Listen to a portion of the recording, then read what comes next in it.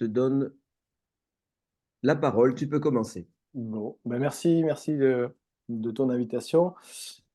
Pour parler des fractures de fragilité pelvienne, donc, comme tu disais, c'est assez mystérieux et assez peu connu de la population, enfin du grand public orthopédique et traumatologique. Et donc le but c'est d'en parler. Alors ça reste une introduction, c'est-à-dire qu'on va pouvoir suivre des cours pendant 2 jours sur le sujet, qu'on n'aura peut-être pas tout dit. Donc là quand même le principe c'est de faire un peu le tour, de donner les principales bases, on va dire. Mais je suis désolé si ça en frustre certains, on n'ira pas au bout des choses où tout ne sera pas dit. Mais voilà, j'espère que ce diaporama vous invitera à aller chercher plus si besoin. Alors, on a trop eu ce genre de situation où effectivement on nous appelle aux urgences pour une personne âgée qui tombe de sa hauteur et qui présente une fracture de cadre obturateur et où on répondait trop facilement en disant bah oui, bah vas-y, appuie selon douleur et je ne veux plus en entendre parler. Sauf que ça reste une véritable fracture de fragilité pelvienne et ça mérite beaucoup plus qu'un simple appui selon douleur et on verra bien parce qu'on ne sait pas qu'est-ce qui va se passer finalement après. Donc le but du diaporama, voilà, c'est de vous sensibiliser à ces fractures-là et notamment à leur prise en charge. Alors, qu'est-ce qu'une fracture de fragilité? Donc selon l'OMS, c'est une fracture survenant suite à un traumatisme insuffisant pour fracturer un os de qualité normale, c'est-à-dire qui sera moins résistant à la compression et ou à la torsion. Euh, Hop, forcément, ça résonne comme un terrain ostéoporotique. Et bien sûr, les fractures de fragilité pelvienne, donc on appelle les FFP, donc le sigle est le même en anglais ou en français, c'est pratique. Ce sont ces fractures de fragilité qui vont forcément intéresser le pelvis. Alors, ça reste des fractures du bassin, certes, mais l'identité nosocomiale est très spécifique. Là aussi, le but du diapo, c'est de vous montrer ça. Le terrain particulier des patients aussi fait que de nouvelles questions sont posées ou doivent se poser, telles que la classification, enfin les classifications, les traitements envisageables et bien sûr les résultats. Donc ce sont des fractures qui sont extrêmement fréquentes. Ça représente 7% des fractures ostéoporotiques. Au niveau des hommes, l'incidence passe de 7 pour 100 000 habitants par an s'ils ont moins de 75 ans et explose à 220 s'ils ont plus de 85 ans. C'est encore pire chez les femmes où il y a 57 pour 100 000 habitants chez les moins de 75 ans et 446 pour les plus de 85 ans. Et l'incidence des fractures de fragilité pelvienne vont augmenter avec l'âge. Alors, je reviens juste sur la diapo d'avant. Et en fait, c'est des courbes qu'on a l'habitude de voir. Et typiquement, c'est des courbes d'incidence de fracture du fémur proximal. Alors, ce sont exactement les mêmes. Ne pas oublier que certes, il y a l'ostéoporose, mais il y a aussi un terrain particulier qui est la radiothérapie, c'est-à-dire les RIFFP, comment dire, les FFP induites par les radiations. Donc ça, c'est Mehdi Boudissa qui avait décrit ça très bien. Je ne vais pas rentrer dans les détails de son papier, mais deux chiffres intéressants, ça représente 1% des FFP, et l'intervalle médian entre l'irradiation et la fracture est de 18 mois. Donc à ne pas oublier, certes, il y a l'ostéoporose, mais il y a aussi tout ce côté radiothérapie. Alors, concernant les caractéristiques des FFP, la littérature elle est dominée par les traumatismes à haute énergie, dont leur description se fait par le mécanisme. Alors, on connaît cette classification de Young et Burgess, ou alors par rapport à la stabilité selon la classification de Tyle. Et en fait, les FFP sont complètement différentes de tout ça, tant sur le profil des patients que sur la présentation clinique, bien sûr, la résistance osseuse et l'évolution. Les FFP sont des fractures dues à des mécanismes à basse énergie. Il n'y a pas d'accident de moto, il n'y a pas de chute de plusieurs étages. Là, c'est des simples chutes de leur hauteur chez les personnes âgées. Et les fractures vont se faire selon les zones de fragilité et de densité osseuse, c'est-à-dire typiquement les cadres obturateurs et les ailerons sacrés. Au niveau de la présentation clinique, c'est le reflet du traumatisme à basse énergie, c'est-à-dire que ça va être un tableau douloureux plutôt frustre, avec des douleurs un peu partout ou un peu nulle part, avec l'aine, la symphyse, les fesses, le bas du dos, et surtout des difficultés, voire une impossibilité pour les patients, soit à rester debout, soit à marcher ou même s'asseoir. Dans la stratégie diagnostique, alors effectivement, on commence toujours avec des radios standards, ça va éliminer une fracture du cotyle ou du fémur proximal. Souvent, il va y avoir une fracture du cadre obturateur, mais parfois elles peuvent être normales, donc il faut faire attention à ces radios-là. Et en gros, comment dire, chez Romain, qui avait publié ça dans une de ses séries, sur 245 patients. Sur toutes les fractures de cadre qu'il y avait 80% d'atteinte de l'arc postérieur associé, donc plus de 80% de l'arc postérieur associé, et seulement 17% d'un cadre isolé. Et alors ça veut dire tout simplement que les radios standards ne suffisent pas à appréhender ces fractures-là et encore moins à prendre une décision. Donc il faut vraiment passer sur le scanner. Le scanner il doit être systématique finalement pour chaque fracture de cadre obturateur ou de suspicion de fracture de fragilité pelvienne. Il va bien sûr rechercher une atteinte de l'intégrité de l'arc postérieur. Alors ça veut dire quoi une atteinte de l'arc postérieur? Ça peut être plusieurs choses. Un crush, en gros le crush c'est une espèce de plissure qu'il y a sur l'aileron sacré qui se voit très bien en coupe axiale et qui, en cas de doute, il faut regarder juste l'aileron de l'autre côté, on voit bien que cette plissure elle est très particulière et ça reste, c'est à prendre en compte véritablement comme une atteinte de l'arc postérieur. Bien sûr, on recherche aussi des fractures des ailerons sacrés complets, un H éventuellement, une fracture dans l'ilium ou une fracture en croissant. Si jamais il y a une discordance entre la clinique et le scanner, il ne faut pas hésiter à passer sur une IRM, même si voilà, l'accessibilité est un peu plus compliquée. Au niveau des classifications, c'est Romain qui a quasiment tout écrit hein, sur les FFP. Et il a classé ces fractures en 4 stades, en 4 types. En fait, il y a des types et des sous-types. Les types reflètent la stabilité et les sous-types reflètent les localisations des différentes fractures. Alors, en gros, les FFP1, c'est une atteinte uniquement de l'arc antérieur. Donc, elle est soit unilatérale pour les FFP1A ou bilatérale pour les FFP1B. Dans la FFP2, il y a une atteinte de l'arc postérieur, par contre, qui est non déplacée et isolée dans les FFP2A, c'est-à-dire qu'il n'y a pas de fracture de cadre obturateur sur ces radios-là.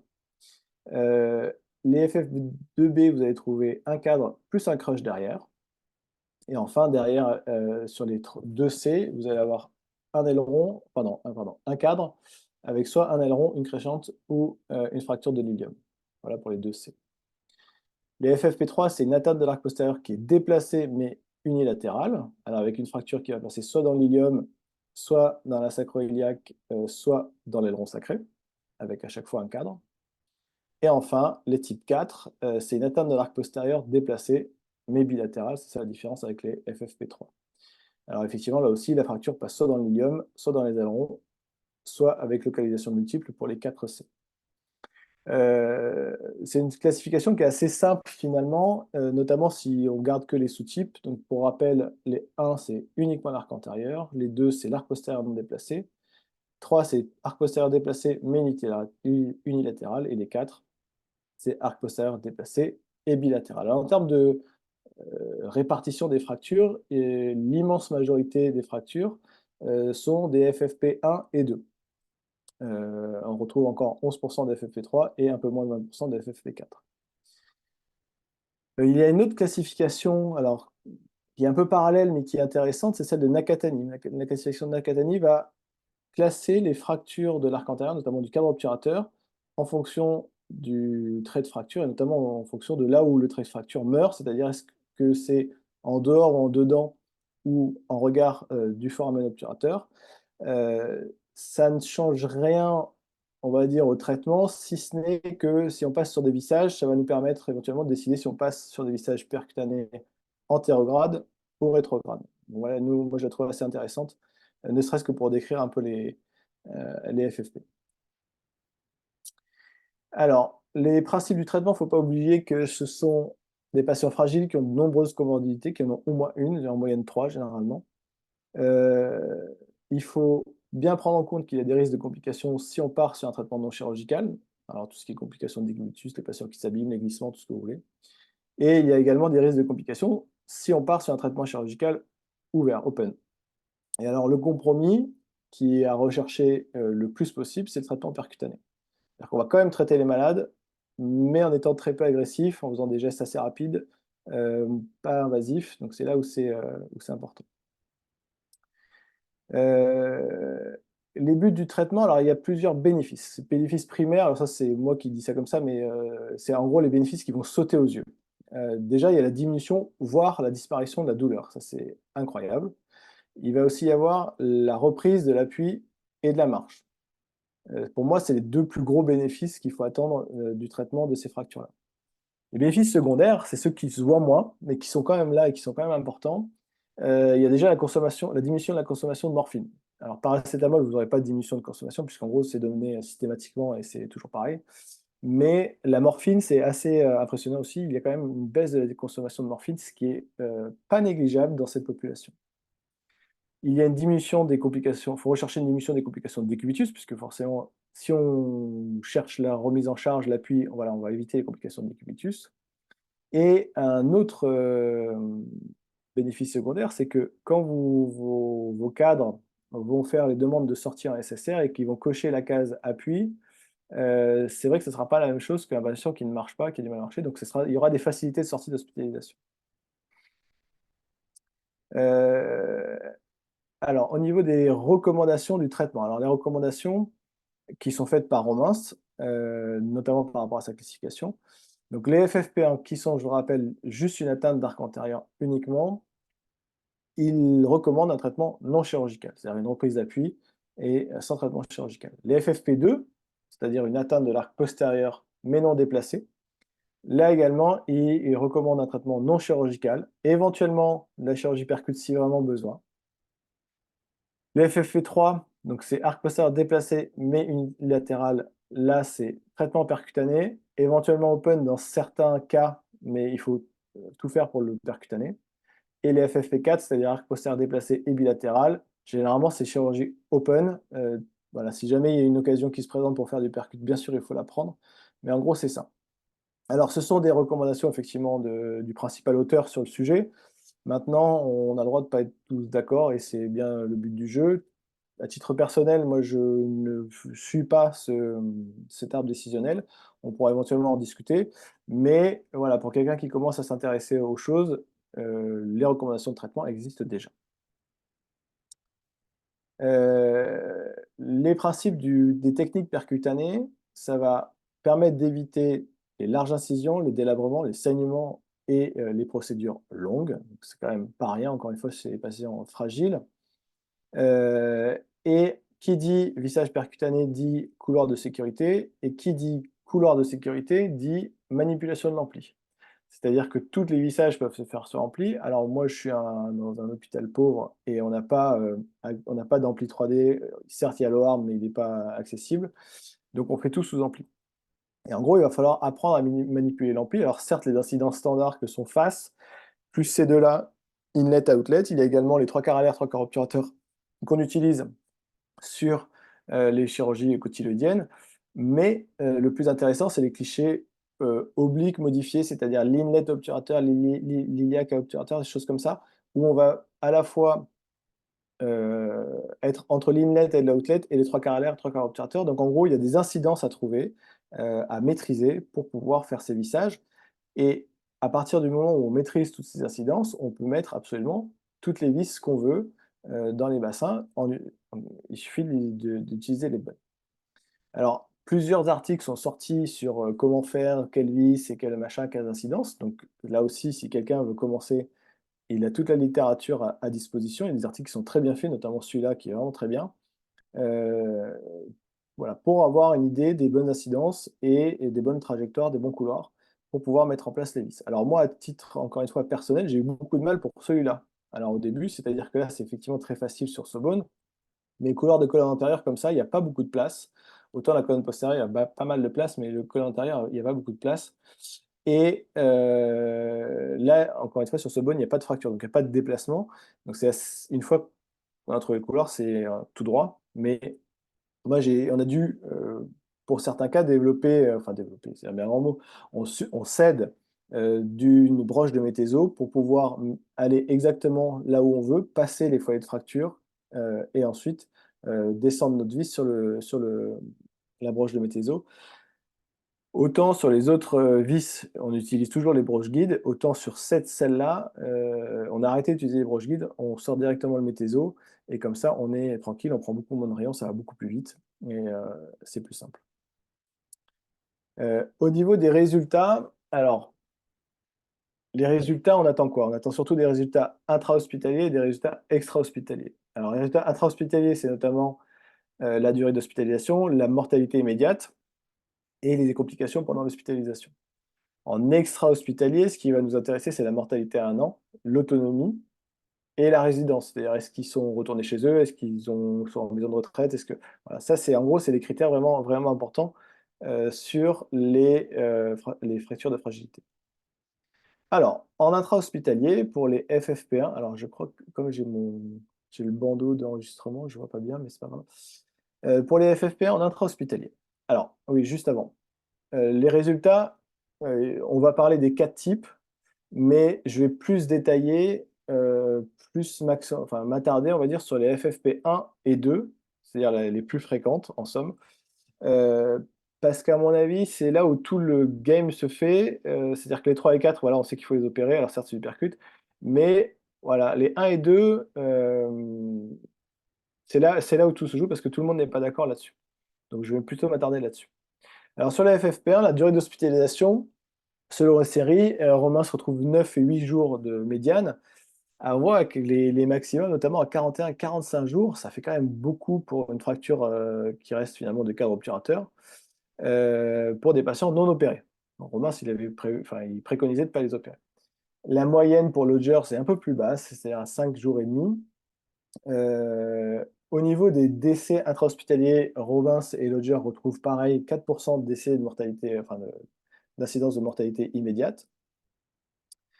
En termes de complications, ça va de 5 à 40% selon les séries. Alors là, une fois, Romain est à 40 et à 20%, alors que Lodger est plus bas, entre 5 et 18%.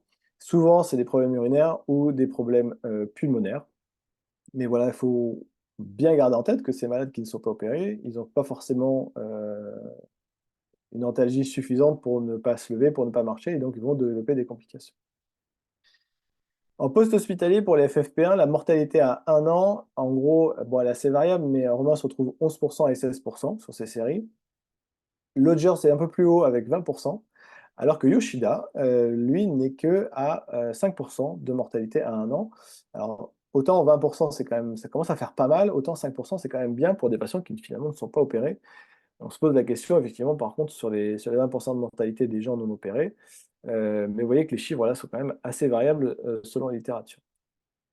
En termes d'autonomie, alors, la majorité des patients sont indépendants à la marche, alors, on va dire marche avec ou sans canne, donc ça c'est vraiment une très bonne chose au dernier suivi. C'est Romain ce qu'il dit et c'est confirmé par la série de Lodgers. Par contre, Romain se trouve qu'il y a une diminution assez impressionnante de l'autonomie, c'est-à-dire que les patients qui étaient autonomes à domicile passent de 60 à 40%, et les patients qui passent du domicile à une maison de retraite ou quelque chose comme ça passent de 8 à 20%. Donc ça, c'est assez impressionnant. Et ces chiffres ne sont pas confirmés par Lodgers, qui, pour lui, les chiffres sont pareils avant-après sur ces fractures de type 1. Donc là, encore une fois, tout le monde n'est pas d'accord sur l'évolution de ces fractures-là. Pour les FFP de type 2, donc je rappelle, les deux, c'est euh, traitement non chirurgical, éventuellement percute. Alors la durée d'hospitalisation, elle est médiane pardon, de 10 jours pour Romains et de 9 pour Lodgers, donc ça se retrouve à peu près pareil. Euh, alors oui, c'est ça que je voulais vous montrer. Et bizarrement, parce que ça par contre ça diffère de la pratique quotidienne, mais qui n'a aucune valeur, mais c'est juste pour discuter, c'est que les FFP2 traités restent plus longtemps hospitalisés que les FFP2 non traités. Alors ça, pour le coup, je ne sais pas comment c'est possible, parce que, encore une fois, c'est beaucoup plus facile de se faire sortir un malade qui n'a plus mal, qui marche, et quelque chose comme ça. Donc, voilà, sachez que là, encore une fois, tout le monde n'est pas d'accord. En termes de décès intra-hospitaliers, je n'ai pas retrouvé le chiffre pour Romans, mais Lodger annonce 4%, ce qui rejoint les FFP1. Et les complications, là encore une fois, ce qui sont assez importants, c'est-à-dire que Romans a 19%, pardon, et Lodgers va jusqu'à 44% de complications pour ces fractures-là. Au niveau du post-hospitalier, c'est-à-dire la mortalité à 1 an, il y a une grosse différence entre Romans qui est à 13% et Lodgers qui grimpe beaucoup quand même à 35%. Là aussi, ça me paraît énorme pour des fractures des FFP2 non traitées. En termes d'autonomie, donc je ne vais pas vous détailler ce tableau-là, c'est celui de Romans. C'est en gros pour dire que les patients soient opérés ou non opérés des FFP2, les scores sont les mêmes. Alors sur la douleur, sur le SF8, que ce soit mental ou physique, le Q5D, enfin voilà. Donc là encore une fois, pour lui, il n'y a pas de différence significative dans la suite au niveau de l'autonomie. Par contre, ce qui est intéressant, c'est qu'il y a une différence de mortalité entre le traitement chirurgical et le traitement non chirurgical. C'est vrai que les patients vont avoir plus tendance à survivre à long terme s'ils ont été opérés. En ce qui concerne les 3 et 4, je ne m'attarde pas à la fois sur le 3 et le 4, parce que pour moi, enfin, je ne vais pas les mettre dans le même panier, mais voilà, c'est les moins fréquentes par rapport au 1-2. Mais juste deux mots, notamment sur la mortalité. Il n'y a pas de différence de mortalité en fonction du type de fracture. Par contre, il va y avoir une différence de mortalité en termes d'opérabilité. C'est-à-dire que si les patients ont été opérés, pareil, ils vont plus avoir tendance à survivre que les autres. Ça, c'est intéressant. Et petit clin d'œil pour finir à la série grenobloise sur la FFP qui est toute récente. Donc, ça porte sur 48 patients FFP 3-4. Ils vont noter une diminution de la douleur significative des J1, qui passe de 3,5 enfin, qui passe de 4,8 à 3,5. Et cette différence significative toujours est confirmée à la sortie de l'hôpital, puisque à la sortie, il y a une moyenne à 1,95, ce qui est franchement que dalle finalement, sur ce genre de fracture qui, pour le coup, est assez importante. En termes de complications, il y a 15% de complications chirurgicales et 15% de mortalité sur leur série. Et j'ai pareil le bandeau qui ne voit pas le dernier chiffre, mais il me semble qu'ils ont un retour à domicile de 80%, 82%, ce qui est pareil sur ce genre de fracture, ce qui est exceptionnel. Donc très très belle série des Grenoblois sur les FFP 3-4. En termes de conclusion, bon, en gros, les FFP, c'est des fractures qui sont fréquentes, qui sont méconnues, et pire, qui sont souvent méprisées. Encore une fois, comme je disais en introduction, c'est souvent, bah vas-y, appuie sur en douleur, on verra. Donc, elles sont souvent méprisées, et c'est vraiment, il faut arrêter, il faut commencer à vraiment s'inquiéter et à prendre en charge ces patients-là. Il faut un TDM systématique. Il faut aller chercher les lésions de l'arc postérieur à chaque fois. Voilà. Les traitements, il faut faire attention aux complications du traitement non chirurgical, qui sont quand même pas négligeables chez ces patients-là. Il faut privilégier le percutané autant qu'on peut sur du traitement chirurgical. Ça veut dire qu'il faut pouvoir maîtriser tous les couloirs possibles pour pouvoir aller mettre les vis. Vous ne pouvez pas aller mettre une vis sans savoir où passer. Les objectifs d'une prise en charge, notamment chirurgicale, c'est l'antalgie et la reprise de l'appui et de la marche. Donc voilà un peu pour ce tour d'horizon des fractures de fragilité pelvienne. Encore une fois, tout n'est pas dit. Il y a beaucoup, beaucoup, beaucoup de choses. Donc j'espère vous avoir donné envie d'aller plus loin un peu dans les recherches sur ces fractures-là. Merci Philippe. Bien, merci, merci. Tu vas arrêter ton partage d'écran. Oui. Voilà. Avant de donner la parole à Gérard Giordano, je dois dire qu'à toutes les conférences, j'apprends toujours quelque chose, mais là, j'ai appris beaucoup plus que d'habitude, à tel point que tu m'as donné des regrets d'avoir négligé Bah, une tant mieux. partie des malades que j'ai vus pendant toute ma carrière. J'ai appris qu'elles étaient fréquentes, qu'il fallait faire un Ouais, suivi non. systématique, cette classification de Romains que je ne connaissais pas, que certains malades, presque 25%, étaient à opérer, ce que je n'ai jamais fait, Mm, qu'il fallait mm. s'intéresser à des incidences particulières pour pouvoir opérer soi-même le sacrum alors que je le confiais à des radiologues et que la mortalité n'était pas négligeable. Tout ça, c'est vraiment très important. Je vais tout faire pour que tout le monde puisse voir cette vidéo. Gérard, je te donne la parole. Alors, pourquoi Gérard Giordano? Lui, il a une grande expérience des fractures du bassin traumatique. Il a fait sa thèse sur le sujet, à tel point que des espions, juste la thèse finie, lui a volé l'ensemble des documents à l'époque, euh, tellement ils étaient intéressants. Bon, je continue l'anecdote, c'est qu'il avait mis tous les documents dans sa voiture en sortant de la thèse et on lui a volé la voiture. Mais, C'est mais vrai, on a oui. réussi. Bonsoir tout le monde, Gérard Giordano. Merci Philippe d'introduire sur une période particulière de ma thèse. Non, c'était quand même la thèse de l'école toulousaine sur le bassin et les fractures de Cottine. Rémi, d'abord, félicitations parce qu'effectivement, Merci. tu as apporté un éclairage qui a été très clair, même si tu l'as qualifié d'introduction, je trouve que c'est fouillé et très complet pour aborder le sujet. Je m'étais intéressé sur la bibliographie et à tout ceci, à l'évolution de cette approche-là. Et c'est vrai qu'on a tendance, tout ce temps qu'on est, à un petit peu considérer que CFFP 1, 2, bon, on va peut-être essayer de passer le cap sans chirurgie. Et finalement, tu replaces un petit peu tout ça. Alors, bon, on est peu nombreux en ligne, mais je suis sûr que ça sera très visé. Donc, on va essayer aussi de donner la parole à ceux qui sont avec nous et ils peuvent ouvrir leur micro et poser des questions. Mais je pense que je vais, sauf si je vois quelque chose s'afficher, Philippe, tu monitores ça aussi. Mais je vais commencer par te poser quelques questions parce qu'il y en a beaucoup en fait sur le sujet. La première des Ok. choses, tu as bien dit que le scanner était indispensable, il fallait l'utiliser constamment. Tu as cité l'IRM. Alors là, petite question hein, de forme, mais penses-tu que finalement les délais prescrits d'IRM nous permettent quand même de garder cette possibilité? Parce qu'en fait, ces fractures, pour les réduire en percutanées, il faut qu'elles soient relativement fraîches. D'ailleurs, tu peux nous donner une idée du délai qu'il ne faut pas dépasser dans ton expérience et en Mm. littérature. Mais l'IRM, finalement, est-ce que c'est faisable? Et puis, Roman, ça a l'air de dire, si on me demande une IRM, c'est qu'a priori, il ne faut pas l'opérer. Donc, dis-nous ce que tu en penses. Précise Bah, ceci, s'il te moi, je suis pas tout à fait d'accord. Alors, le seul problème de l'IRM, c'est effectivement, c'est le délai. Parce que Romain, lui, sur les fractures qu'il opère pas, pour changer d'avis et les opérer, il va se donner, je crois, alors, à confirmer, mais genre 15 jours, 3 semaines, voire éventuellement plus, pour dire, allez, bon là, ça passe vraiment pas, il faut les opérer.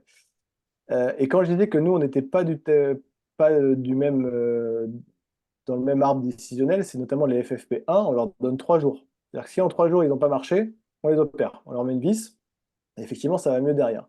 C'est critiquable, il n'y a aucun problème avec ça, mais on a pris l'habitude de faire ça. Donc, effectivement, avoir l'IRM en 3 jours, c'est mort. Donc, en termes d'expérience pure, ça vaut ce que ça vaut, on n'utilise jamais l'IRM. D'accord. Donc, 3 jours pour toi, c'est un peu la limite sur les FFP1. Tu nous Ouais, dis que alors, ouais, mais au-delà, ça c'est comment dire, c'est mon ressenti. Ça aurait pu être 5, ça aurait pu être 10, mais on a choisi 3 avec nos kinés.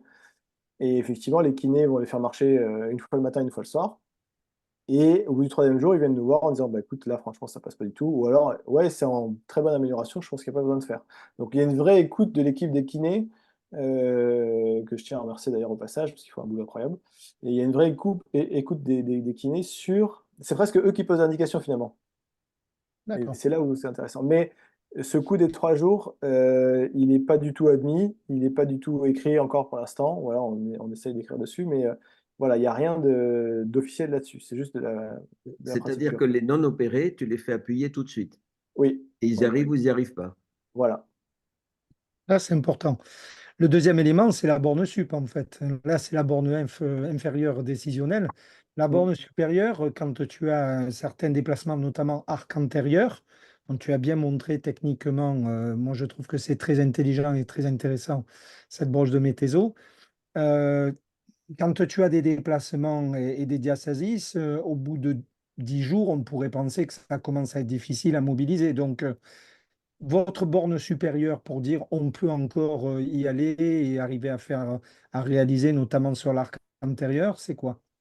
Ah, en fait, ça va être difficile de répondre parce que comme on est très agressif sur l'arc antérieur, on n'a pas trop de, on n'a pas trop de cas où on a besoin de réfléchir au délai. Ça nous arrive pour des patients qui sont quand même passés à travers les gouttes et qui, au bout de 3 semaines, un mois, ont toujours mal. Alors là, pour le coup, on les réévalue, mais voilà, en gros, c'est 3 semaines, un mois pour nous. C'est dur enfin, toujours sur l'arc antérieur, il faut vraiment que le météso passe, quoi, parce que si le météso passe pas, après, ça va être compliqué. Euh, mais ouais, en gros, c'est 3 semaines à moi. D'accord, donc ça laisse quand même une marge Mm. de Ouais. sécurité pour travailler. Et il y a des limites, en fait, techniquement, en opératoire, tu as une limite, c'est-à-dire il y a des moments où vous n'avez pas pu, pour différentes raisons, ou alors vous arrivez généralement à passer. Non, non, on arrive à passer, non, franchement, l'arc antérieur, on arrive à passer, l'arc postérieur, enfin la colonne postérieure aussi. Ça paraît risible, mais une fois, on a eu un échec parce que on n'a pas pu mettre des vis iliosacrées parce que la patiente a été en fécalome, mais genre incroyable, et on voyait rien, en C'est scopie en tout cas.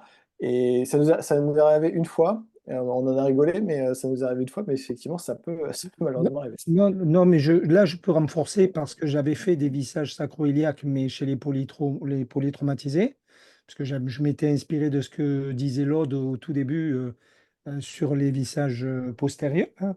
Et effectivement, chez les polytros qu'on faisait en urgence, on avait l'ilius paralytique qui Mm. gênait la visualisation. Donc, effectivement, là, on est sur des traumatismes à basse énergie, on n'est pas dans cette limite technique et radiologique, mais ça peut être une limite, effectivement.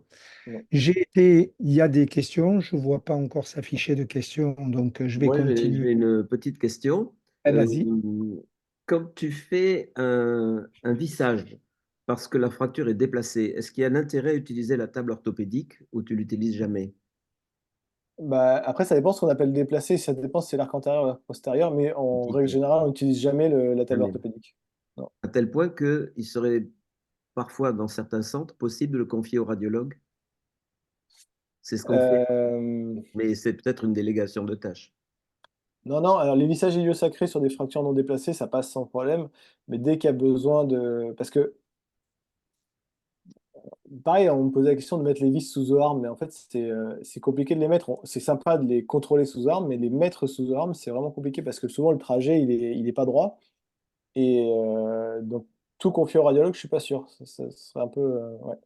D'où l'idée que les orthopédistes s'intéressent à Ouais. ces techniques et aux incidences.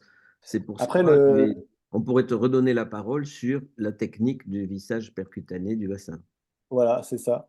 Et surtout que et puis les radiologues aussi, il y a une autre limite. Ça, pour l'avoir vécu quand j'étais interne, c'est pareil, des vissages iliosacrés, notamment des jeunes, se faisaient chez les radiologues. Et le problème, c'est qu'il y ait un radiologue, un anesthésiste, une salle de libre, et il y avait des semaines de délai. Et là, vraiment, le but du jeu, c'est d'aller le plus vite possible pour pouvoir remettre les patients debout. Donc, on peut plus se permettre d'attendre une semaine gratos, quoi. C'est quelque chose que tu pourrais nous présenter à trucs et astuces à Brest. Mais je crois, Tu le je fais, sais- tu le présentes. je crois que je le présente, je sais plus, je Bon, crois, faut ouais. que tu le Il me saches parce semble. que c'est dans 15 jours ou 3 semaines. Ouais, ouais, mais c'est. Il faut que je revoie Alors, les topos que je dois faire, là. alors, je rebondis sur ce que disait Philippe par rapport à la place de la radiologie interventionnelle. Bon, moi, je pense qu'effectivement, il faut garder la main en tant que chirurgien sur ces choses-là parce que c'est plus technique qu'il n'y paraît. Et puis, il y a des adaptations opératoires à avoir. Euh, Penses-tu qu'il y ait de la navigation dans cette technique-là? Est-ce que vous utilisez de la navigation ou est-ce que tu as songé à utiliser de la navigation pour faire ça? Donc, nous, non, parce qu'on l'a pas. Maintenant, il y a des travaux qui existent avec les vis mises sous NAV. Alors, il y a l'immense majorité des travaux des vissages sous NAV, c'est pour les idiots sacrés. Et il n'y a pas à discuter, la sécurité, elle est maximale. Là, clairement, il n'y a pas de souci là-dessus. Il y en a moins sur les vissages colonne postérieure et arc antérieur. Mais encore une fois, la nave, ça va cibler un trajet qui est statique, alors que le trajet enfin, il peut malheureusement des fois être un peu arqué et ne suit plus la nave, quoi. Donc, moi, j'ai tendance à dire non, mais c'est parce que j'en ai pas. Maintenant, ceux qui en ont vont me dire, bah si, ça se fait très facilement. Mais là, pour le coup, j'ai pas trop d'avis parce que j'ai que lu et j'ai pas du tout d'expérience là-dessus, quoi. Nous, les radiothérapeutes, nous disent aujourd'hui L'intérêt qu'ils aussi. ont... Excuse-moi. Vas-y, Non, non, je t'en prie. Gérard. Vas-y, vas-y. Les radiothérapeutes nous disent qu'ils ont des machines beaucoup mieux ciblées qu'avant et qu'il n'y a plus de risque pour la ceinture pelvienne. Tu crois que c'est vrai? Tu as vu des irradiés Euh, récemment avec des méthodes modernes de ciblage sous TDM? non, pas trop. En toute honnêteté, Je pas pense trop. qu'ils sont Mm. meilleurs Ouais. parce qu'à une époque, c'était tout le bassin. Mm. Je pense que tu as vu des malades radiothérapés Il y en a eu, ouais, bien à sûr. une certaine époque. Ouais. Gérard, pose ta question. Autre question, Rémi, oui. Oui, autre question. Bon, un commentaire par rapport à planification et navigation, c'est que à la limite, la planification peut te procurer un cône de visée, donc un cône de sécurité en plus du corridor, qui peut éventuellement te permettre des adaptations, ce qui va me faire rebondir sur la question. D'ailleurs, penses-tu, toi, tiens-tu compte des variations morphologiques du sacrum? En tout cas, dans la littérature, on dit suivant si c'est un sacrum dysplasique ou pas, il y a des variations de visée à faire, hein, et certaines précautions, limitations. Qu'en penses-tu? Bah alors là, c'est un peu délicat parce que nous, quand ils arrivent, enfin, pour les trois quarts des patients, on n'a pas les incidences in-net-outlet de base, ce qui est dommage notamment pour ça. Dans le scanner, on n'a pas forcément la reconstruction 3D pour ces patients-là. Je dis pas qu'on en a jamais, c'est pas vrai. Mais pour ces patients-là, donc en gros, ça arrive malheureusement que la dysmorphie du sacrum, on la découvre sur table. Et après, on s'adapte, si vous voulez. Mais enfin, c'est pas du tout un frein en fait au vissage, hein. Vraiment, il n'y a pas de. Quand on le sait, on le sait. On se dit bah attention, il faudra plutôt se mettre dans S2 ou alors voilà. Mais il y a des fois, on le sait pas. Mais bon, on y arrive quand même. Et les vis sur cet os porotique tiennent bien? Alors ouais, il y a beaucoup de papiers sur l'augmentation des vis en plus, notamment les vis gauches qui vont se dévisser quand les patients vont marcher. Mais j'avoue Mhm. qu'on n'a pas eu trop de recul de vis, enfin pas tant que ça. C'est-à-dire que bon, les vissages, on en a fait un certain nombre, mais on a eu un ou deux cas de recul, et puis c'était plus des jeunes que des personnes âgées. Ouais. Donc là, pour le coup, non, pas trop. Ouais. Moi, j'ai une question par écrit très importante. En fait, quelle est la place des rhumatologues? C'est-à-dire, ces gens se sont fracturés, il faut les confier. Peut-être qu'ensuite, on pourrait éviter les fractures suivantes. Ils ont des traitements médicaux plus Ouais. efficaces qu'avant. Alors, faut faire attention parce que les rhumatologues, eux, toutes ces fractures-là, ils ne les traitent pas. C'est-à-dire que nous, on est en conflit, enfin conflit amical, mais on est en conflit avec nos rhumatologues parce que si jamais un malade arrive chez eux avec ce type de fracture, on peut être sûr qu'il ne sera jamais opéré. C'est sûr. Alors, alors que le même qui arrive chez nous, on peut quasiment être sûr, voilà, sauf exception, qu'il soit opéré. Mais l'attitude de chacun est critiquable par rapport à l'autre. Mais ça, Maintenant, je c'est pense. avant. Mais après, vous Mais avez ouais, opéré, ce malade est porotique, il faut peut-être le confier au rhumatologue une ah, fois. je suis effectivement assez d'accord. Alors, c'est facile de dire ça, mais je le fais pas tout le temps. Mais effectivement, après, nous, on a une prise en charge avec une gériatre voilà, qui fait des bilans et des choses comme ça. Mais le rhumatologue a, à mon sens, toute sa place dans ces fractures-là. Nous, on a eu un Notamment rhumatologue qui faisait sa thèse sur le sujet. Il est venu voir toutes nos fractures du poignet, toutes nos fractures de l'extrémité supérieure de l'humérus, toutes les fractures sur porotique, et il les a traitées. Et puis, quand il a fini sa thèse, on l'a plus vu. Mais c'est dommage parce que c'était une bonne idée qu'un ouais, rhumatologue passe dans le service, voir systématiquement tous les malades et les prendre ouais, en charge après. Il les revoyait 2 mois plus tard et il les prenait en charge à 2 mois. Et ça, c'était une bonne idée. non, non, mais je pense qu'ils ont une place énorme dans ces prises en charge-là. D'autres questions? C'est le moment. Ce sont des fractures que vous voyez souvent et peut-être ça va changer votre regard sur ces fractures. Posez des questions si vous en avez. Sinon, on va te remercier. Je peux en ajouter Oui, deux questions, si tu permets, Rémi, sans Bien sûr.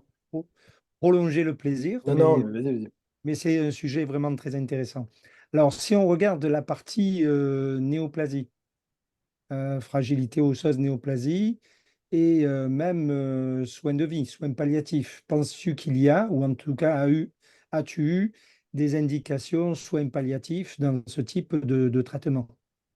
Complètement. Ouais, complètement. Bah, après, surtout sur les métastases, nous, on ne fait pas les tumeurs primitives, mais sur les métastases, ça fait partie maintenant de notre arsenal thérapeutique pour les métastases du bassin. Et effectivement, c'est des gens qui n'ont pas le même profil, bien sûr, et bon, ils sont plus jeunes, mais ils arrivent surtout avec une histoire différente. C'est-à-dire qu'ils disent, bah voilà, moi, ça fait 6 mois, 3 mois, 4 mois que je marche plus parce que j'ai trop mal. Et là, pour le coup, effectivement, on va aller les visser. Alors souvent, il y a besoin de plusieurs vis, c'est-à-dire qu'il faut quand même qu'on arme pas mal le bassin, mais les résultats sont assez impressionnants en termes de douleur. juste avec une ou deux vis. C'est vrai que c'est impressionnant. Je crois qu'il y a un papier qui est sorti il n'y a pas longtemps là, dans le JBJS sur le vissage plus cimentation des méta, Là, j'allais y venir. qui montre de très très bons résultats. Alors nous, pour le coup, on ne cimente pas du tout. Et j'ai l'impression que nos résultats sont quand même très bons. Et on n'a pas prévu de cimenter les lésions pour autant, parce que tant que ça marche vraiment bien comme ça, mais c'est une option incroyable. Là aussi, c'est vraiment, Et je te ça marche très remercie. bien. Je voulais vraiment que tu le précises dans cette conférence parce que je pense qu'il ne faut pas abandonner nécessairement les patients de soins Mm, palliatifs, mm, que c'est une technique relativement simple avec peu mm, de morbidité qui peut mm. vraiment les aider beaucoup, même s'ils ont une espérance de vie qui est Et, pas et significative. puis, il faut mettre les tumeurs bénignes, les tumeurs malignes et éventuellement l'hyperparathyroïdie au diagnostic différentiel. Mm. Ils ne se cassent pas tous parce qu'ils chutent. Non, effectivement. Un autre, c'est plus un commentaire qu'une question, mais c'était pour nourrir la réflexion. Tu montrais les résultats, la mortalité et quand même des éléments qui sont assez significatifs. Quand on parle de 20%, je me demande, en t'écoutant, je me demandais, pour avoir fait une com sur les fragilités osseuses, si il n'y avait pas une participation de la sarcopénie, de l'insuffisance musculaire là-dedans, parce que on voit bien qu'il y a des pourcentages sur les fractures de l'extrémité proximale du fémur qui sont significatifs aussi, et indépendants quelque part de l'ostéosynthèse. Et on sait que pour certains, la fracture est le signifiant d'une altération de l'état de la fonction locomotrice et de l'état général. Et la sarcopénie y participe. Donc, ce qui serait peut-être intéressant, toi qui t'intéresses particulièrement à ce sujet, les équipes qui s'y intéressent, c'est de mesurer la sarcopénie en plus de la fragilité osseuse et Mm. voir si finalement, dans la sous-population des sarcopéniques, comment dire, la mortalité n'est pas plus importante et pas plus significative. Ça permettrait d'interpréter peut-être les données de la littérature en étant un peu plus fin et en ayant des critères prédictifs en fonction des sous-populations à risque. Ouais, non, c'est vrai que c'est intéressant. Je ne m'étais pas du tout posé la question là-dessus, mais c'est intéressant. On va te remercier. Je pense que tu as dit beaucoup de choses. On pourrait effectivement continuer encore. Mm. Mais vraiment, comme je te l'ai dit tout à l'heure, on va augmenter le public. Là, il était un peu rétréci parce que je n'avais pas réalisé que nous étions pendant le week-end de Pentecôte. Mm. Et Pas de problème. le public, Un non, grand mais merci à cette toi. conférence est importante. Elle est importante et je le ferai savoir. Je te remercie beaucoup. Ben, C'était c'est très moi. clair, c'était très intéressant, vraiment très bien. Bravo. Un grand merci, Rémi. Merci de l'opportunité. Allez, au revoir Bonne à soirée. tous. À Bonne bientôt. Au soirée. revoir. À la prochaine fois. Alors, je ne sais plus ce que c'est la prochaine fois, mais la prochaine fois, c'est le point sur les prothèses de cheville en France, faite par Jean-Louis Rouvillain de Fort-de-France. À bientôt. Allez, à Bonne bientôt. Au soirée. revoir.